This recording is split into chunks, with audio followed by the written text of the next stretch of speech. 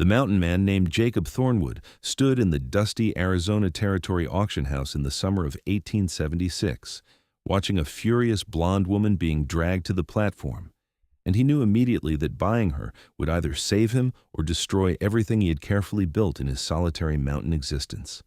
Her green eyes blazed with defiance as the auctioneer grabbed her arm, and she wrenched away with such force that the man stumbled backward into the podium. The crowd of prospective buyers laughed, but Jacob saw something else in her expression beyond the rage.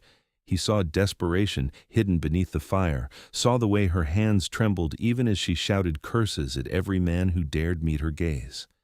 She was perhaps 22 or 23 years old, dressed in a torn calico dress that had once been fine, but now hung ragged at the hem. Her blonde hair fell in tangled waves past her shoulders, and despite the dirt smudging her face, she was beautiful in a way that made Jacob's chest tighten with an unfamiliar ache. "Gentlemen, gentlemen!" the auctioneer's voice rang out across the cramped room. "I present Miss Eliza Hartwell, recently arrived from Boston, strong, healthy, and as you can see, full of spirit. We will start the bidding at $50. "I am not livestock," Eliza's voice cracked like a whip through the space. "This is barbaric. You cannot sell human beings like cattle." "You signed a contract, miss," the auctioneer said coldly. "Your passage west was paid for, and now you owe that debt. These gentlemen are offering marriage, not slavery. You should be grateful." Jacob watched as Eliza's face flushed crimson with fury. She opened her mouth to respond, but the bidding had already begun. A portly merchant in the front row raised his hand. $50. "75, called another man, this one with greasy hair and cruel eyes that made Jacob's jaw clench. The bids climbed higher, and Jacob remained silent, studying the woman on the platform. She was fighting back tears now. He could see it in the way she blinked rapidly and set her jaw. Her defiance was not just anger, it was armor. He recognized it because he wore the same kind himself, had for the past 7 years since he had fled to the mountains to escape memories that still haunted his sleep. $200, said the man with cruel eyes, and the room fell silent. It was an enormous sum, more than most would pay for a bride. The auctioneer grinned. $200. Do I hear 225? Jacob surprised himself by raising his hand. $300. Every head in the room turned toward him. He stood at the back, his massive frame filling the doorway. At 6 feet 4 inches tall, with broad shoulders built from years of hauling timber and wrestling mountain terrain, he was an imposing figure. His dark hair fell past his collar, and his beard was neatly trimmed despite his weeks away from civilization. His arms, visible beneath his rolled-up sleeves, were corded with muscle, and his hands were calloused and scarred from honest work. He wore simple clothes, a worn cotton shirt, leather vest, and denim trousers, but everything about him spoke of raw strength and capability. Eliza's eyes found his, and for a moment the defiance flickered into something else. Confusion, perhaps, or maybe hope. Then it was gone, replaced by the fierce glare she had worn since being brought to the platform. The man with cruel eyes turned in his seat. 350. 500, Jacob said without hesitation. He had the money. 7 years of trapping, trading, and careful saving had left him with enough to buy a herd of cattle if he wanted. But he did not want cattle. He wanted to see relief in this woman's eyes instead of terror. The room erupted in murmurs. $500 was unheard of. The cruel-eyed man stood, his face twisted with anger, but after a long moment of glaring at Jacob, he sat back down. No one else spoke. $500, the auctioneer said, his voice thick with greed. Going once, going twice, sold to the mountain man in the back. Jacob walked forward through the parting crowd, feeling their stares but ignoring them. When he reached the platform, he counted out the bills and handed them to the auctioneer without a word. Then he turned to Eliza, who stood frozen, her chest rising and falling rapidly. "I'm not going anywhere with you," she said, but her voice wavered. "You do not have a choice," the auctioneer interjected. "The contract is fulfilled. You belong to him now." "I belong to no one," Eliza spat, but Jacob saw the panic creeping into her expression. He held up one hand, palm out, in a gesture of peace. "I'm not going to hurt you. My name is Jacob Thornwood. I have a cabin in the mountains north of here, about 3 days' ride. You will be safe there." "Safe?" she laughed bitterly. You just bought me like a horse. How am I supposed to believe anything you say? Jacob's jaw tightened. She was right to be afraid, right to be angry. This whole system was wrong, and he had just participated in it. But he had seen what would happen if he had not. That other man would have bought her, and Jacob knew cruelty when he saw it. Believe what you want, he said quietly. But you are coming with me. We can do this easy, or we can do it hard. Your choice. Eliza's hands curled into fists. For a moment he thought she might actually swing at him, but instead she lifted her chin and walked past him toward the door, her spine rigid with fury. Jacob followed, aware of the eyes tracking their progress. Outside, the Arizona sun beat down mercilessly on the dirt street of Prescott, and the heat shimmered in waves over the wooden buildings. His horse, a large bay gelding named Goliath, was tied to the hitching post, along with a pack mule loaded with supplies. "Can you ride?" Jacob asked. "Of course I can ride," Eliza snapped. "I'm not incompetent." He untied a smaller mare he had bought earlier that morning, intending to use her as a pack animal, and handed Eliza the reins. "Then let us go." She took the reins but did not mount. Instead, she turned to face him, her green eyes searching his face. "Why did you do this? Why did you pay so much?" Jacob met her gaze steadily. "Because no one deserves to be sold, and because I saw what the other man wanted you for." "And what do you want me for?" The question was sharp, challenging. He considered lying, but something in her expression demanded honesty. "Company, I suppose. I have been alone a long time, but I will not force anything. You will have your own space, your own life. If you want to leave after a year, I will take you to wherever you want to go." Eliza stared at him for a long moment, and he could see her mind working, weighing his words against her options. Finally, she nodded once and swung herself into the saddle with practiced ease. "1 year, and if you try anything, I will kill you in your sleep." Despite everything, Jacob felt the corner of his mouth twitch. Fair enough.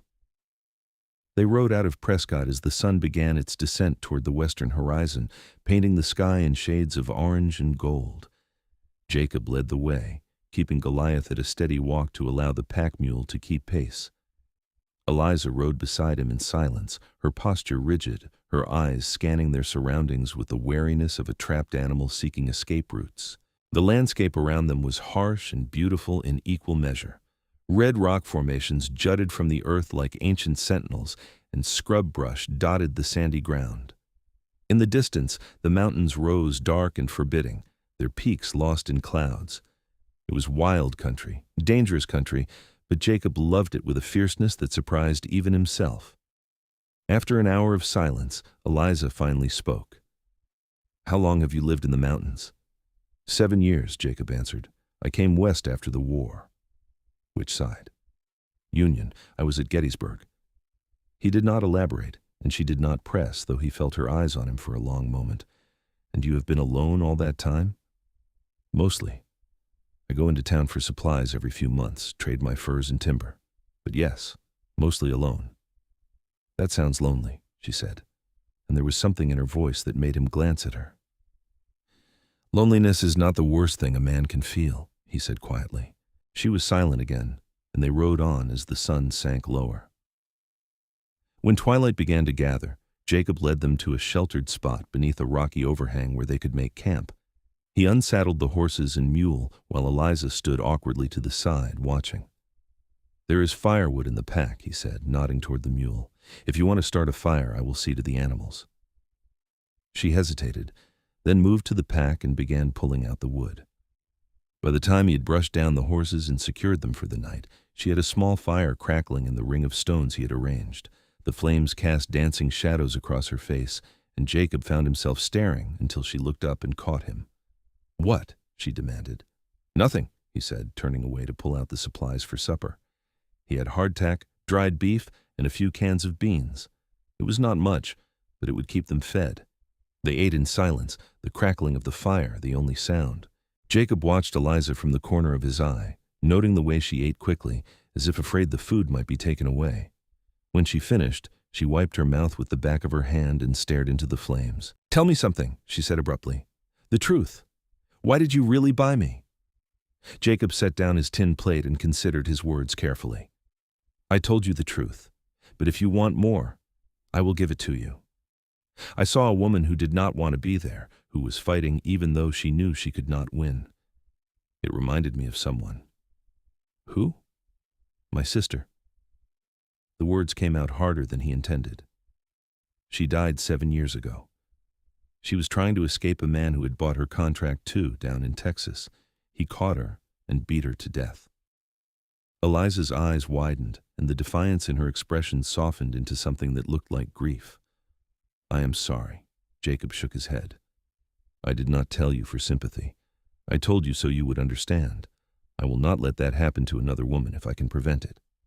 She studied him in the firelight, and he felt exposed under her gaze, as if she could see all the broken pieces he kept hidden. Finally, she nodded. Thank you. For that, at least. You do not need to thank me. Maybe not, but I will anyway. She pulled her knees up to her chest and wrapped her arms around them. The contract was not my idea. My father died 6 months ago and left debts I could not pay. A man came to me and said he could arrange passage west and a marriage to settle everything. I did not know it would be an auction. I thought there would be letters, courtship, choices. There should have been, Jacob said grimly, but there was not. And now here I am, bought by a mountain man who says he wants nothing from me. She laughed without humor. Forgive me if I find that hard to believe. Jacob stood and walked to his saddle, pulling out a thick wool blanket. He tossed it to her. Believe what you want, but you will need that tonight. It gets cold up here. He arranged his own bedroll on the opposite side of the fire and lay down, turning his back to her. Get some sleep. We have a long ride tomorrow. He heard her shift, heard the rustle of the blanket as she wrapped it around herself. Then, after a long silence, her voice came soft through the darkness. Jacob? Yes? Thank you. Truly. He did not respond, but something warm unfurled in his chest, something he had not felt in a very long time. He lay awake long after her breathing had evened into sleep, staring up at the stars and wondering what he had gotten himself into. The next 2 days passed in much the same way. They rode in the early morning, stopped to rest the animals at midday when the heat grew too intense, then rode again in the evening. They spoke little, but the silence between them grew more comfortable, less charged with hostility. Jacob found himself watching Eliza when she was not looking, noticing small things about her. The way she sat her horse with confidence, the way her eyes softened when she looked at the mountains, the way she hummed quietly to herself when she thought he could not hear. On the evening of the 3rd day, they finally reached Jacob's land. The cabin sat in a clearing surrounded by towering pines, with a stream running nearby and the mountains rising majestic behind it. It was a simple structure, built with his own hands from logs he had cut and hauled, but it was solid and well made. Smoke curled from the stone chimney, and a garden plot lay to one side, though it had grown wild in his absence. Eliza pulled her horse to a stop and stared. You built this? Every inch, Jacob said, unable to keep the pride from his voice. It is beautiful. She sounded surprised, as if she had expected something primitive and barely habitable. He dismounted and helped her down, his hands spanning her waist easily. She was lighter than he expected, and he found himself holding on a moment longer than necessary before releasing her and stepping back. Come on, he said, clearing his throat. I will show you inside. The interior of the cabin was one large room with a sleeping loft accessible by a ladder. There was a stone fireplace, a sturdy table with 2 chairs, a rocking chair by the window, and shelves lined with books. Jacob saw Eliza's eyes widen when she saw the books. You read? Surprised? He raised an eyebrow. I thought mountain men were supposed to be illiterate brutes, she said, and there was a hint of teasing in her voice that made his lips twitch. Some are. I am not. He moved to the fireplace and began building a fire. The loft is yours. I will sleep down here. Eliza climbed the ladder and looked at the space above. It was small but cozy, with a real mattress stuffed with pine needles and furs, and a small window that looked out over the clearing. When she climbed back down, her expression had softened further. This is more than I expected, she admitted. What did you expect? A cave? Jacob asked dryly. Perhaps? A smile ghosted across her lips, the first real one he had seen, and it transformed her face entirely. She was not just beautiful, she was radiant. Over the following weeks, they settled into an uneasy routine. Jacob rose early each morning to tend to the animals, check his trap lines, and work on the various tasks that kept a homestead running. Eliza surprised him by throwing herself into the work without complaint. She weeded and replanted the garden, hauled water from the stream, cooked meals that were far better than anything he had managed to create for himself, and even helped him split firewood, though he worried her slender arms would break from the effort. She was still defiant, still quick to argue and challenge him, but there was a growing comfort between them. He found himself looking forward to their conversations in the evening, when they would sit by the fire, and she would tell him stories about Boston, about the books she had read, about her father who had been a professor of literature before his death. "He would have liked you," she said one night, her voice wistful. He believed that intelligence and strength were not mutually exclusive. He would have appreciated a man who could fell a tree and quote Shakespeare. "I do not know much Shakespeare," Jacob admitted, "but I can try." She laughed, and the sound filled the cabin with warmth. "I will teach you if you like. I was helping my father with his students before he died. I know the plays quite well." And so she did. In the evenings after the work was done, Eliza would pull down one of Jacob's books and read aloud, stopping to explain passages and discuss meanings. Jacob found himself fascinated not just by the words, but by the way she brought them to life, her voice rising and falling with emotion, her hands gesturing to emphasize a point. One evening, about 6 weeks after they had arrived at the cabin, a storm rolled in from the mountains. Thunder shook the walls, and lightning split the sky in brilliant white forks. Rain hammered the roof so hard it sounded like 1,000 horses galloping overhead. Jacob was stoking the fire when he heard a sound from the loft, a muffled cry. He was up the ladder in an instant, his heart pounding. Eliza sat on the mattress, her arms wrapped around herself, her face pale and tear-streaked. "What is wrong?" he demanded, scanning the space for threats. "Nothing. I am sorry. I did not mean to disturb you." Her voice shook. "You are crying. That is not nothing." He moved closer, crouching beside the mattress. "Are you hurt?" "No, I just—" She broke off, another crack of thunder making her flinch. "I hate storms. When I was a child, my mother died during a storm. Lightning struck our house, started a fire. My father and I escaped, but she was trapped. I can still hear her screaming." Jacob's chest constricted. Without thinking, he reached out and pulled her into his arms. She stiffened for a moment, then collapsed against him, her tears soaking into his shirt. He held her, one large hand stroking her hair, murmuring words he hoped were comforting, even if he could not remember later what he said. They stayed like that until the storm passed, until her tears dried and her breathing steadied. When she finally pulled back, her eyes were red but clear. "Thank you," she whispered. "You do not need to thank me." He brushed a tear from her cheek with his thumb, and the touch sent a jolt through him that had nothing to do with the lightning outside. "Jacob," she said, and the way she said his name made his breath catch. "Why have you not touched me? In 6 weeks, you have not even tried. Why?" He sat back on his heels, struggling for words. "Because I meant what I said. I will not force anything. And because I wanted you to trust me first.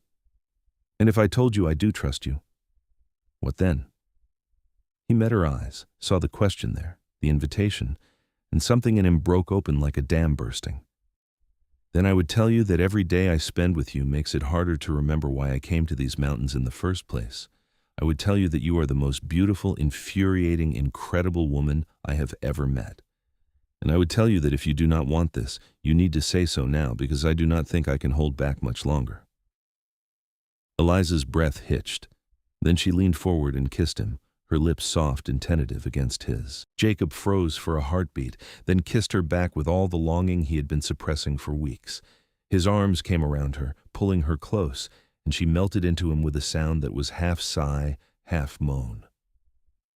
When they finally broke apart, both breathing hard, Eliza rested her forehead against his. "I want this. I want you. Are you sure?" Jacob's voice was rough. "Because once we cross this line, there is no going back." "I am sure." She cupped his face in her hands. "I have never been more sure of anything." That night, they became husband and wife, in truth, though no ceremony had bound them. Jacob was gentle, reverent, treating her like the precious thing she was, and when they lay tangled together afterward, her head on his chest and his arms around her, He felt a peace he had not known was possible. "Tell me about your sister," Eliza said softly into the darkness. "What was her name?" Jacob's throat tightened, but he forced the words out. "Margaret. She was 3 years younger than me, and she was the kindest person I ever knew. When our parents died, I tried to take care of her, but I was just 19 and did not know what I was doing. She ended up in a contract marriage to pay our debts, and I was too much of a coward to stop it. By the time I found out what he was doing to her, it was too late." "That is not your fault," Eliza said fiercely. "You were a child yourself. I should have protected her. You protect me now. You saved me. Margaret would be glad of that." Jacob pulled her closer, burying his face in her hair. "I will always protect you. I swear it." "I know," she whispered. "I know." The next weeks were the happiest of Jacob's life. He and Eliza worked side by side during the day and fell into each other's arms at night. She laughed more, argued less, and the walls she had built around herself began to crumble. He told her things he had never told anyone about the war, about the men he had killed, about the nightmares that still woke him sometimes in the dark hours before dawn. And she held him and listened and did not judge. But as September turned to October and the leaves began to change, Jacob noticed something was wrong. Eliza grew quieter, more withdrawn. She picked at her meals and spent long hours staring out the window. Dark circles appeared under her eyes, and sometimes he caught her crying when she thought he could not see. "What is wrong?" he asked one evening, unable to bear it any longer. "Did I do something? Say something?" "No," she shook her head, not meeting his eyes. "You have done nothing wrong." "Then what is it? Please, Eliza, talk to me." She was silent for so long he thought she would not answer. Then, in a voice barely above a whisper, she said, "I am with child." Jacob's heart stopped. Then it started again, beating so hard he thought it might burst from his chest. "What?" "I'm carrying your baby." Now she did look at him, and her eyes were filled with tears. "I am sorry. I know this was not part of our agreement. I know you just wanted company, not a family. I will leave if you want. I will not force you to—" He crossed the room in 2 strides and dropped to his knees in front of her chair, taking her hands in his. "Stop. Stop talking like that. You think I do not want this? You think I do not want you and our child?" "I do not know what you want," she said, the tears spilling over. "You have been so kind, but you never speak of the future. You never say what you feel. I do not know if you care for me or if I am just a convenience." Jacob felt as if he had been punched. How could she not know? How could she doubt? "Eliza, I love you. I have loved you since the first moment I saw you standing on that platform, ready to fight the whole world. I was just afraid to say it because I did not think you could love me back." Her breath caught. "You love me?" "With everything I am." He raised her hands to his lips and kissed her knuckles. "And this, baby, this is the greatest gift you could ever give me. Please do not leave. Please stay. Marry me properly with a preacher and vows.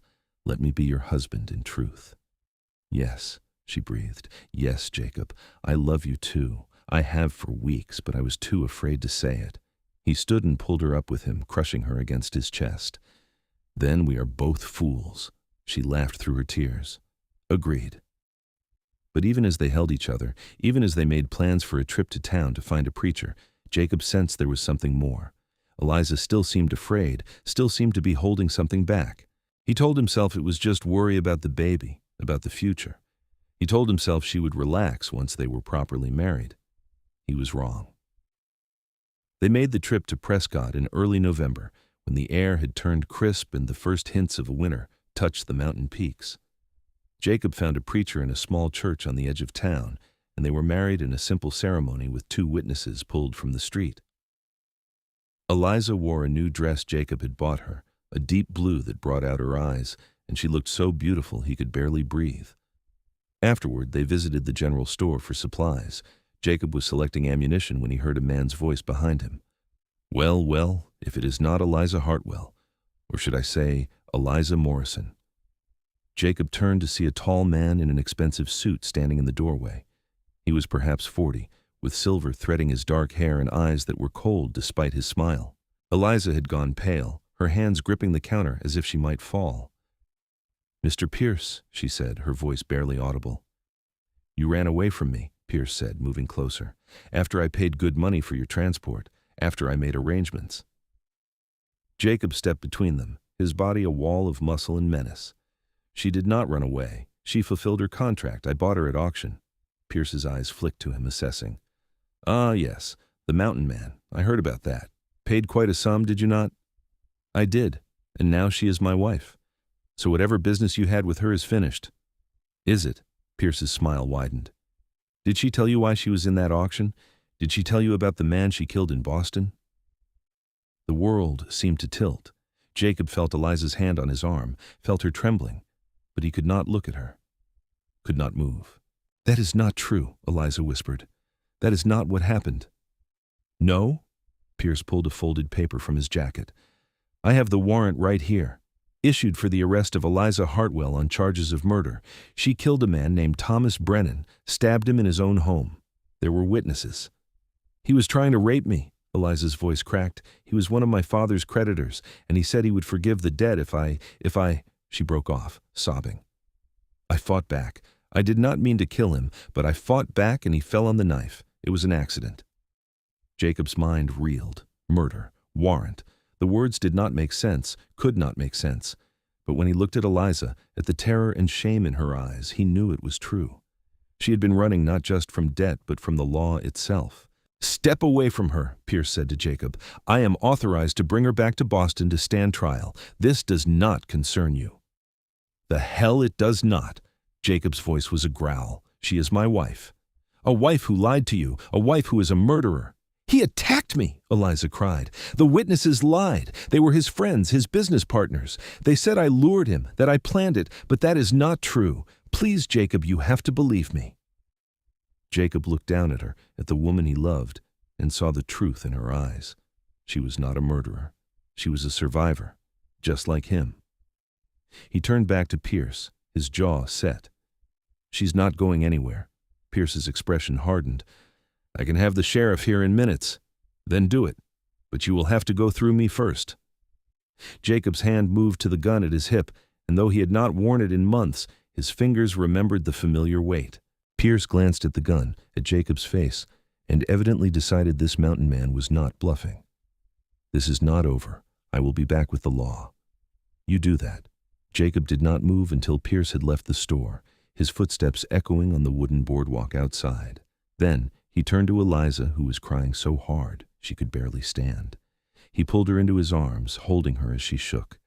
We need to leave, now.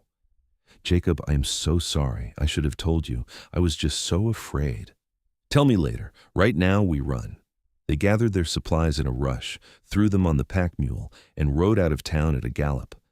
Jacob pushed them hard, taking back trails and hidden paths he had discovered over the years. They rode through the night, stopping only to rest the horses, and by dawn they were deep in the mountains where few men dared to venture. When they finally stopped, exhausted and cold, Jacob built a fire and made Eliza sit wrapped in a blanket while he tended the animals. His mind was churning, trying to make sense of everything. Murder, warrant. His wife was wanted by the law. When he sat down beside her, she would not look at him. You must hate me. I do not hate you. I lied to you. I put you in danger. Stop. He tilted her chin up, forcing her to meet his eyes. Tell me everything, the truth, all of it. So she did. She told him about Thomas Brennan, a wealthy merchant who had been owed money by her father. After her father's death, Brennan had come to collect, but when Eliza could not pay, he had propositioned her. When she refused, he had forced his way into her home one night and attacked her. She fought back with a kitchen knife, and in the struggle, he had fallen on it. He died within minutes, and his associates, who had been waiting outside, came in to find Eliza standing over the body. They said I seduced him and then killed him for his money, she said, her voice dull. They said I was a whore and a murderer. The judge was Brennan's cousin. I knew I would hang if I stayed. So I ran. I found a man who smuggled people west, and he put me on a wagon train.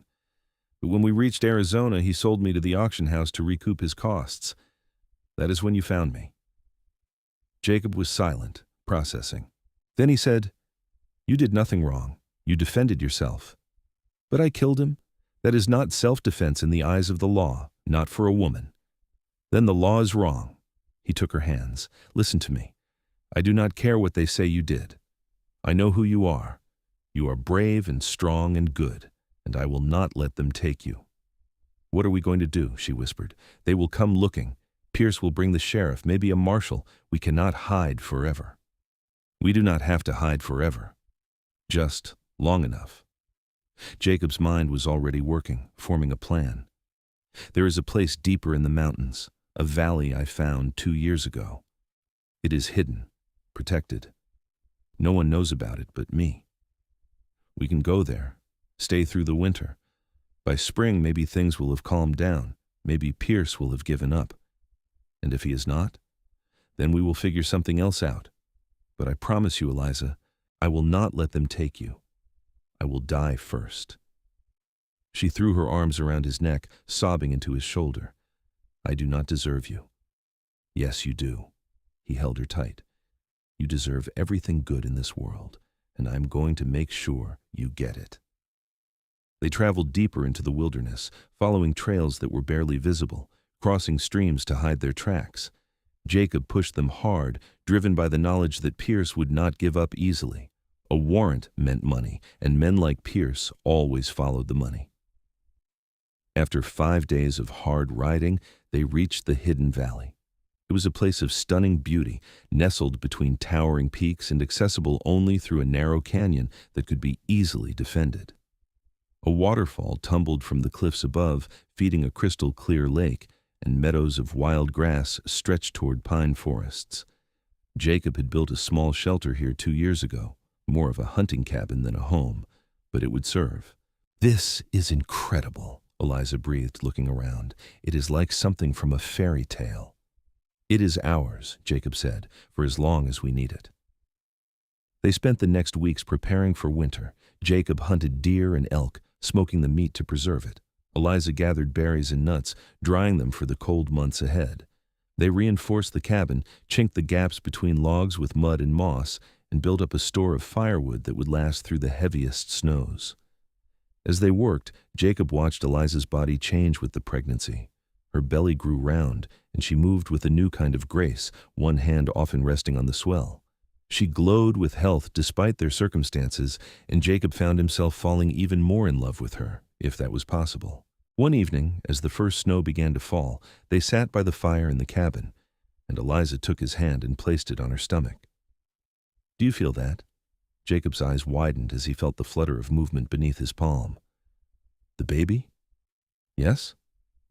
She smiled, the first real smile he had seen in days. He is strong, like his father. He, or she. I do not know, of course, but I have a feeling. Jacob kept his hand on her stomach, marveling at the life growing beneath his touch. I was so afraid, he admitted. When Pierce said those things, when I realized what you were running from, I was afraid, not of you, but of losing you. I'm sorry I did not tell you sooner, Eliza said softly. I thought if you knew, you would not want me. I will always want you, no matter what. He leaned in and kissed her, gentle and sweet. You are mine, Eliza, and I am yours. Nothing will change that. Even if they find us, even if they try to take me back. Even then, his voice was iron. I meant what I said. I will die before I let them have you. Winter came hard and fast to the mountains, burying the valley in snow and cutting them off from the outside world. But inside the cabin, they were warm and safe. They spent the long, dark evenings reading by firelight, talking about everything and nothing, planning for the future they hoped to have. When this is over, Eliza said one night, when it is safe, I want to have a proper home. Not just a cabin, but a house with rooms and windows. I want our children to grow up surrounded by books and learning and love. We will have that, Jacob promised. I will build you the finest house in the territory if that is what you want. I just want you, she said, resting her head on his shoulder. Everything else is extra. As the winter deepened, Eliza's pregnancy advanced. Jacob found himself worrying constantly, aware that they were far from any doctor or midwife. He read every medical text he had, memorizing information about childbirth, trying to prepare for every possibility. Eliza teased him gently about his overprotectiveness, but he could see the fear in her eyes too. "What if something goes wrong?" she asked one night in early March when her belly was huge and the baby kicked constantly. "Nothing will go wrong," Jacob said, though his own heart was pounding. "You are strong. The baby is strong. Everything will be fine." But he did not know that. He could not know that. And the uncertainty gnawed at him, a constant anxiety that colored everything. The baby came on a cold night in late March, when the snow was beginning to melt and the first hints of spring touched the valley. Eliza's labor was long and difficult, and Jacob felt utterly helpless as he watched her suffer. He held her hand, wiped the sweat from her face, and prayed to a God he was not sure he believed in to let her live. When the baby finally emerged, squalling and red-faced, Jacob felt his knees go weak with relief. Eliza was crying and laughing at the same time, reaching for the infant with trembling hands. "A boy," Jacob said, his voice choked. "We have a son." "A son," Eliza repeated wonderingly, cradling the baby against her chest. "Hello, little one, hello." Jacob sat beside them, his arm around Eliza, staring down at the tiny face of his child. The boy had dark hair like him and a strong cry. He was perfect, utterly perfect, and Jacob felt something break apart in his chest, all the walls he had built, all the defenses he had erected. They crumbled to dust, leaving him raw and exposed and more vulnerable than he had ever been. "What should we name him?" Eliza asked. Jacob thought of his sister, of the promise he had made to her memory. "How about James?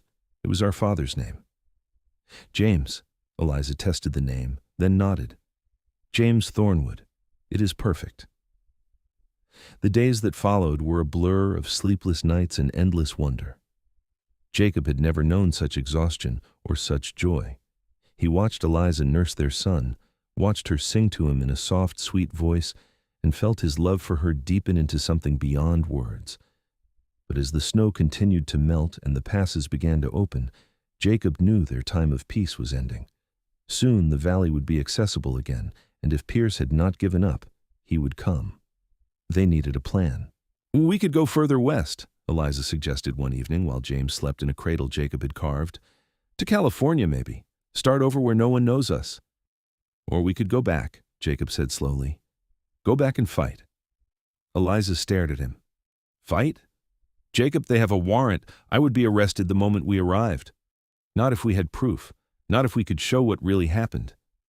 The witnesses lied. The judge was corrupt. What proof could we possibly find?" Jacob had been thinking about this for weeks, turning it over in his mind. The witnesses lied to protect themselves and Brennan's reputation, but what if they had their own secrets? What if we could find something they want hidden more than they want you hanged? That is a huge risk. Living in hiding is a risk too. And what about James? What about the children we might have in the future? Do you want them to grow up running, always afraid? Eliza looked down at their sleeping son, and Jacob saw the conflict in her face. Finally, she nodded. "You're right. We cannot live like this forever. But how do we even start?" "We start by going back to Prescott. I have friends there, men I fought with during the war. They owe me favors. We will see what they can find out about Pierce, about the witnesses, about the whole situation. And then we will decide what to do next." It took another month before they were ready to travel. James was strong and healthy, and Eliza had recovered from the birth. They packed up the cabin, loaded the horses, and made their way back through the mountains. Jacob kept them to hidden trails, always watchful, always alert for signs of pursuit. When they reached Prescott in early May, the town was bustling with activity. Spring had brought miners and prospectors, families moving west, and merchants looking to make their fortunes. Jacob stabled the horses at the edge of town and led Eliza to a small boarding house run by a woman he trusted. "Sarah fought with the Union as a nurse," he explained as they climbed the steps. "She knows how to keep secrets." Sarah turned out to be a sturdy woman in her 50s, with kind eyes and a no-nonsense manner. She took one look at Eliza and James and ushered them inside without questions. "Room at the back," she said. "No one will bother you there. And Jacob, whatever trouble you are in, you can count on my help." "Thank you, Sarah." Jacob clasped her hand. "I will not forget this."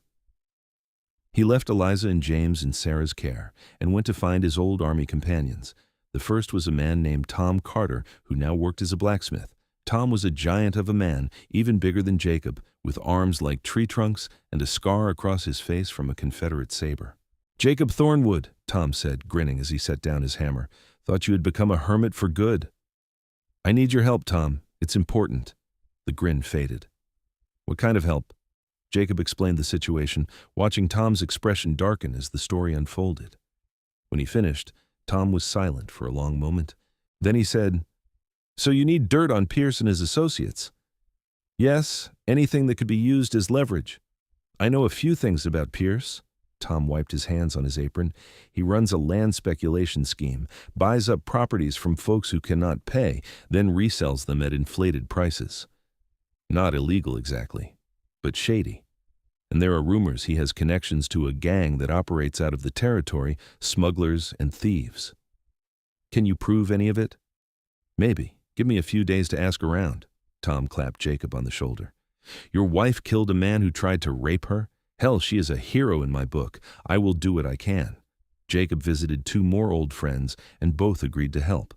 Within a week, they had gathered a dossier of information on Pierce and the men who had testified against Eliza. One of the witnesses, it turned out, was involved in an embezzlement scheme.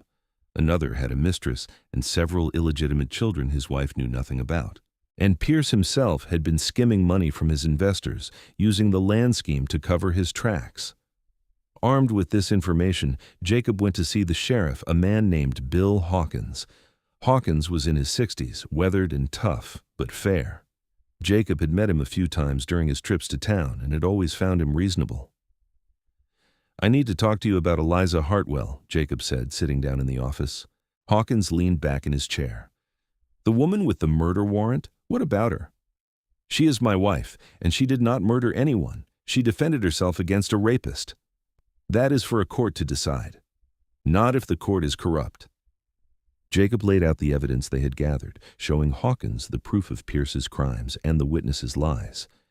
These men framed her to protect Brennan's reputation and their own interests. She deserves a fair trial, and she will not get one in Boston. Hawkins studied the documents for a long time, his expression unreadable. Finally, he said, "This is serious. If what you are saying is true, Pierce and his associates need to be brought to justice. Then help me. Send a telegram to the authorities in Boston. Let them know what you have found. Give Eliza a chance to prove her innocence." "And if I do not," Jacob's jaw tightened, "then I will take my wife and son and disappear, and you will never see us again." Hawkins met his gaze, measuring. Then he nodded slowly. "I will send the telegram, but Jacob, you need to understand this could take months to resolve, maybe longer. Your wife will have to stay here in my custody until we get a response." "No," the word was flat, final. "She stays with me. I will bring her in if Boston agrees to reopen the case, but until then, she's under my protection." "That is not how the law works." "Then the law can go to hell." Jacob stood. "I have given you everything you need to see that justice is done. The rest is up to you." He walked out before Hawkins could respond, his heart pounding. It was a gamble, a huge one, but he had no other choice. He would not hand Eliza over to a system that had already failed her once. Back at the boarding house, he found Eliza nursing James, her face tight with anxiety. "What happened?" "I gave Hawkins the evidence. He's going to send a telegram to Boston." Jacob sat down beside her. "But it could take months to hear back. We need to be patient." "And if they do not believe us? If they still want to arrest me?" "Then we run. But I do not think it will come to that. Hawkins is a good man. He will do the right thing." Eliza searched his face, then nodded. "I trust you." The weeks that followed were agonizing. They stayed in Prescott, living quietly in the boarding house, waiting for word from Boston. Jacob took odd jobs to earn money hauling freight, chopping wood, helping to build a new church. Eliza cared for James and helped Sarah with the cooking and cleaning. It was a strange liminal existence, neither free nor imprisoned, and the uncertainty wore on them both. But through it all, their love remained strong. In the evenings, after James was asleep, they would lie in the narrow boarding house bed and hold each other, drawing strength from their closeness. Jacob would tell Eliza stories about his childhood, about Margaret, about the dreams he had for their future. And Eliza would talk about the books she wanted to read, the places she wanted to see, the life she wanted to build with him. "No matter what happens," she said one night, "I want you to know that I am grateful. You saved me, Jacob. In every way a person can be saved." "You saved me too," he replied, kissing her forehead. "I was just too broken to see it at first." 3 months after Hawkins sent the telegram, a response finally came. Jacob was in the sheriff's office when Hawkins opened it, and he held his breath as the older man read. "Well?" Jacob demanded when the silence stretched too long. Hawkins looked up, and there was something like relief in his eyes. "The charges against your wife have been dropped. The Boston authorities reopened the investigation based on the evidence I sent. They arrested Pierce and the witnesses on charges of fraud, perjury, and conspiracy. Brennan's family is demanding a full inquiry into his death. Your wife is free, Jacob. She can go wherever she wants." Jacob's knees went weak. "Are you certain?" "It is right here in black and white." Hawkins handed him the telegram. "You did it. You cleared her name."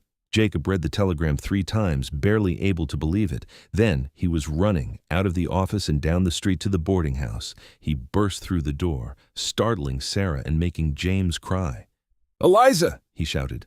She came down the stairs, her face pale with fear. "What is wrong? What happened?"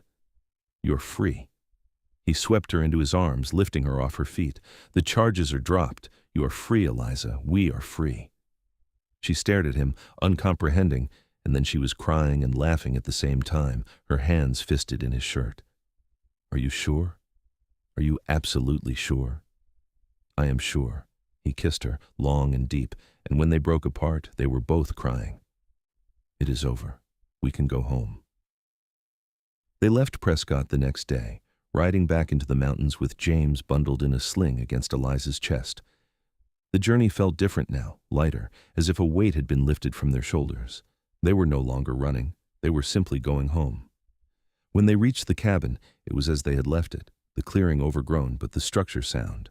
Jacob carried Eliza over the threshold like a proper groom, and they stood together in the middle of the room, just breathing, just being.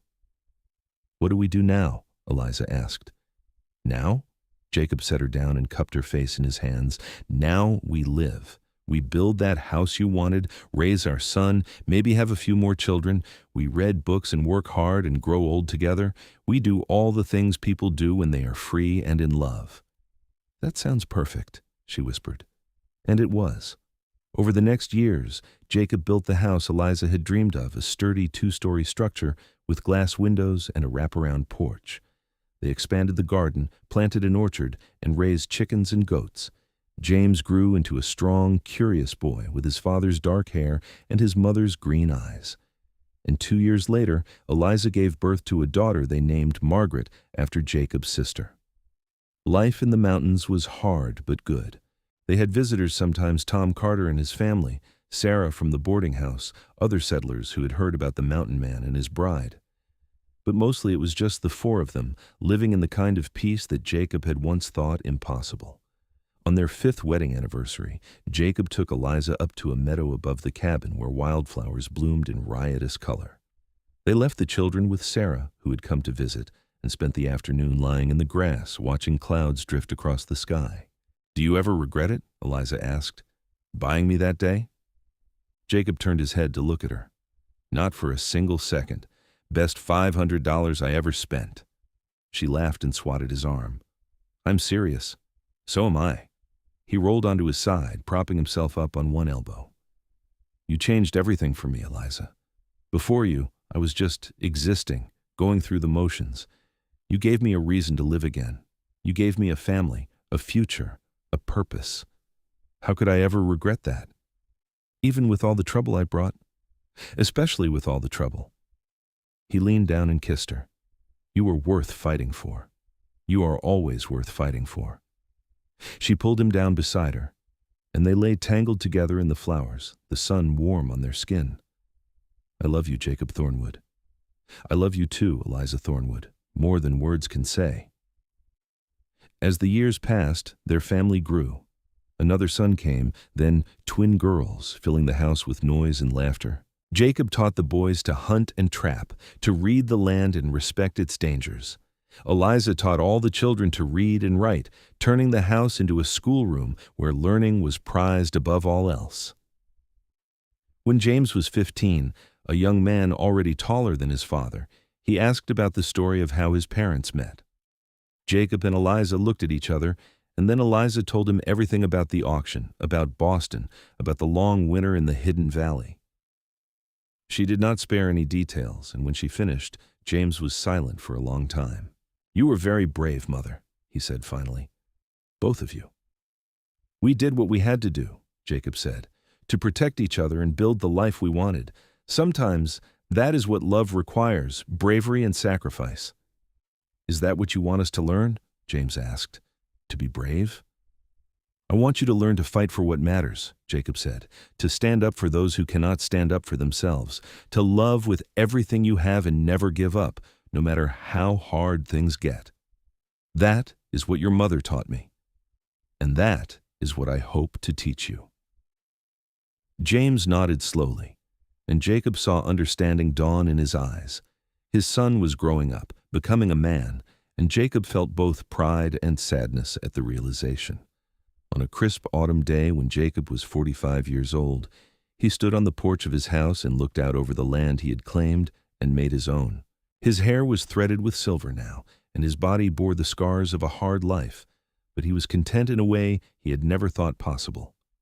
Behind him, he could hear Eliza laughing at something one of the twins had said, could hear the sounds of his children moving through the house, and his heart swelled with gratitude. Eliza came out to stand beside him, slipping her hand into his.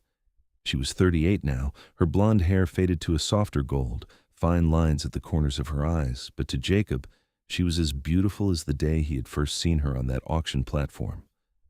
"What are you thinking about?" she asked. "About how lucky I am," he said simply. "About how one moment can change everything. If I had not gone into town that day, if I had not walked into that auction house, if I had not been brave enough to bid on a loud, defiant woman who needed saving—" "Who saved you right back," Eliza interrupted. "Who saved me right back," Jacob agreed, pulling her close. "My whole life would be different, empty. I cannot imagine it." "Then do not." She rested her head on his shoulder. "We are here, together, and that is all that matters." They stood like that as the sun set behind the mountains, painting the sky in shades of fire and gold. The future stretched out before them, full of promise and possibility, and Jacob knew that whatever came, they would face it together. Because that was what they did. That was what they had always done. And it was the greatest adventure of all. Years continued to pass in the peaceful rhythm of mountain life. The children grew and eventually began to leave the nest one by one, though none went far. James built his own cabin on the far side of the valley and married a schoolteacher from Prescott. Margaret became a healer, studying from the medical texts in Jacob's collection and helping settlers throughout the region. The younger children followed their own paths, but all remained close to home, drawn by the love that had built their family. When Jacob turned 55, he and Eliza took a trip back to Prescott, something they did only occasionally now. The town had grown considerably, with brick buildings replacing many of the old wooden structures and a railroad line that connected them to the wider world. They visited Tom Carter, who was now retired and bouncing grandchildren on his knee, and Sarah, who had finally sold her boarding house and lived with her daughter. "You two look good," Sarah said, serving them tea in her daughter's parlor. "Happy." "We are," Eliza said, reaching for Jacob's hand. "Happier than I ever dreamed possible." "You earned it," Sarah said firmly. "Both of you. After everything you went through, you deserve every moment of peace." That evening, as they prepared to leave town, Jacob stopped at the site where the old auction house had once stood. It had burned down years ago and been replaced by a respectable hotel, but Jacob still remembered standing in that hot, cramped room, watching a defiant woman fight for her dignity. "What are you thinking?" Eliza asked, coming to stand beside him. "I am thinking about how one act of courage can ripple outward," Jacob said. "You fought back against Brennan, even knowing it might cost you everything. You fought back at that auction, even when it seemed hopeless, and your courage gave me the strength to fight for you, to build something good out of all that pain and fear." "And now look at us," Eliza said softly. 5 children, a beautiful home, a life full of love. We won, Jacob. Against all the odds, we won. He pulled her close, breathing in the scent of her hair, feeling the steady beat of her heart against his chest. We did.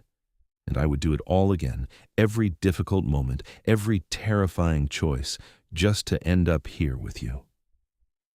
They rode home the next day, the journey easier now with well-worn trails and familiar landmarks. When they crested the final ridge and saw their valley spread out below them, smoke rising from the chimney of the house where Margaret was watching the youngest twins, Jacob felt the same sense of rightness he always did upon returning. "Home," Eliza said, smiling. "Home," Jacob echoed. As the years advanced and Jacob's hair turned fully silver, as Eliza's hands began to show the signs of age and hard work, their love only deepened. They had weathered storms together, literal ones that threatened their home, and metaphorical ones that tested their resolve.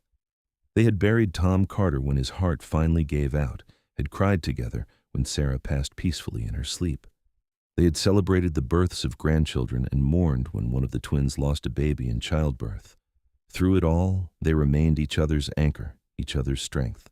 On a warm summer evening when Jacob was 62 years old, he sat in the rocking chair he had built decades ago, watching the sun set over the mountains.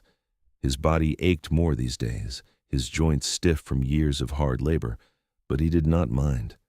Every ache was a reminder that he had lived, truly lived, in a way he never had before Eliza. She came out of the house and settled into the chair beside his, her own movements slower now but still graceful. They sat in comfortable silence, holding hands, watching the light fade from the sky. "Do you remember what I said to you that first night?" Eliza asked suddenly. "In the loft during the storm." "You said a lot of things," Jacob replied, smiling. "I asked you why you had not touched me, why you had been so careful to keep your distance." She turned to look at him, her green eyes still bright despite the lines around them. "You told me you wanted me to trust you first, that you wanted to earn that trust." "I remember." "You have spent every day since then earning it," she said, her voice thick with emotion. "Every single day you have shown me what real love looks like. Not the fairy tale kind from books, but the real kind. The kind that gets up before dawn to chop wood so I will be warm. The kind that holds me when I cry and celebrates with me when I laugh.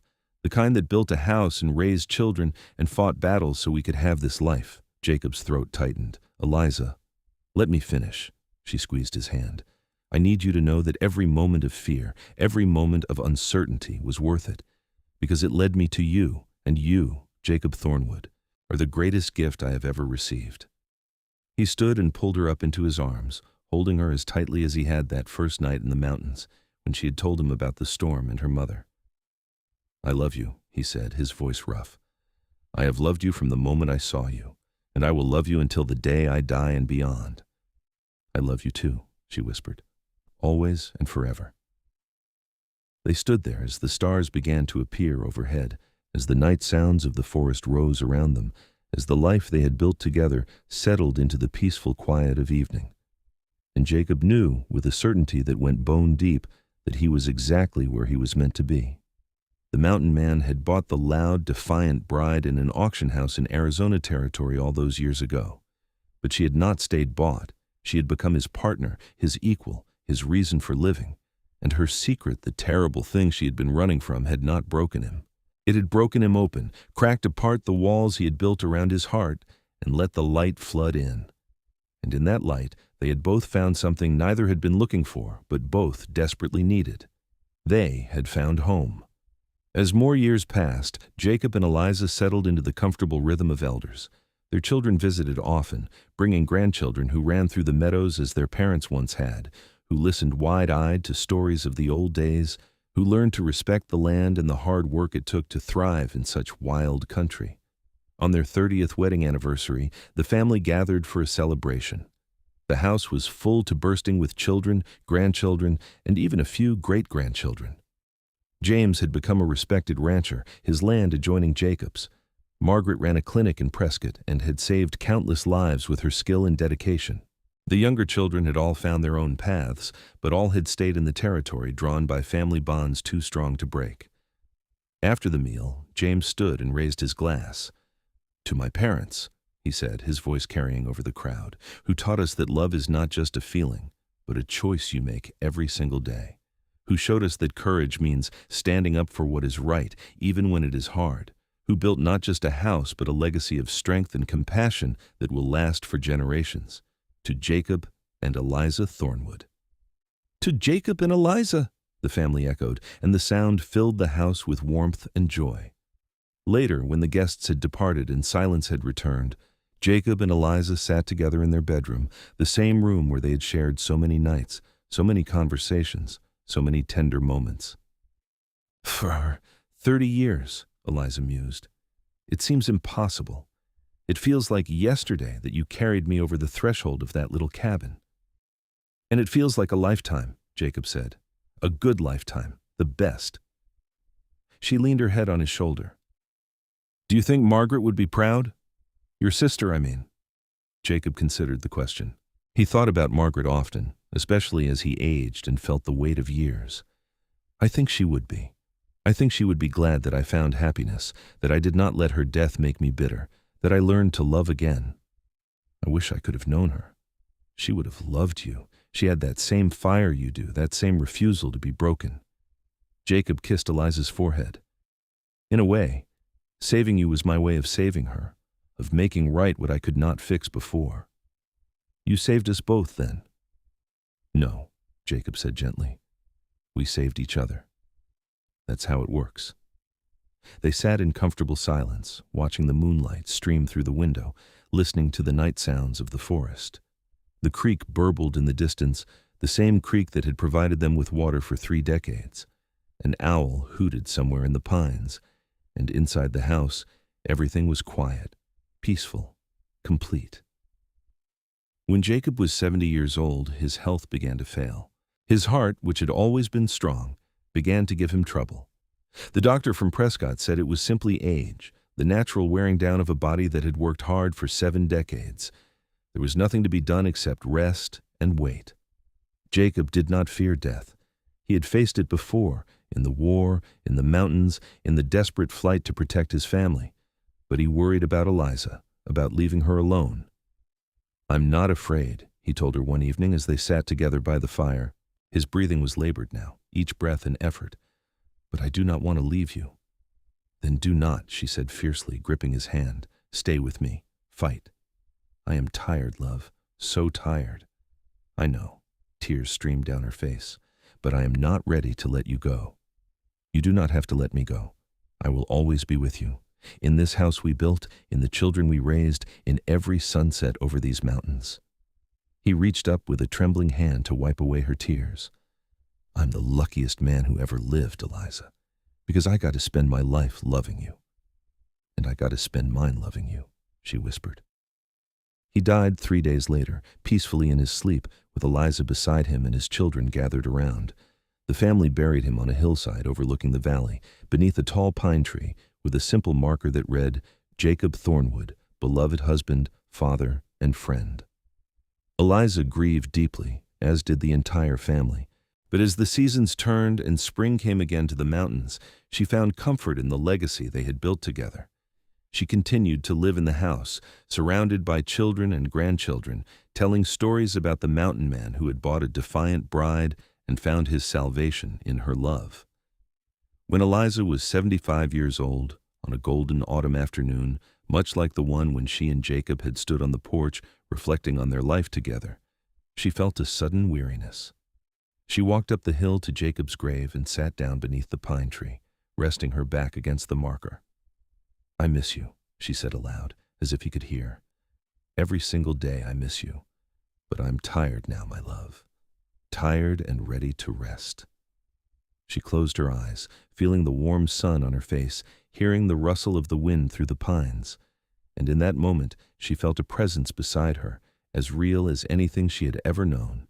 She felt Jacob's hand in hers, felt his strength and his love surrounding her. I am here, she heard him say, though whether it was in her mind or in the wind, she could not tell. I have been waiting. Eliza smiled, peace flooding through her. Then let us go home. The family found her there an hour later, still sitting beneath the pine tree, her hand outstretched as if holding someone else's, a smile on her lips. They buried her beside Jacob, and on her marker they wrote, Eliza Thornwood, beloved wife, mother, and teacher. The house remained in the family for generations, a testament to the love that had built it. The story of Jacob and Eliza became legend in the territory, told and retold around campfires and dinner tables.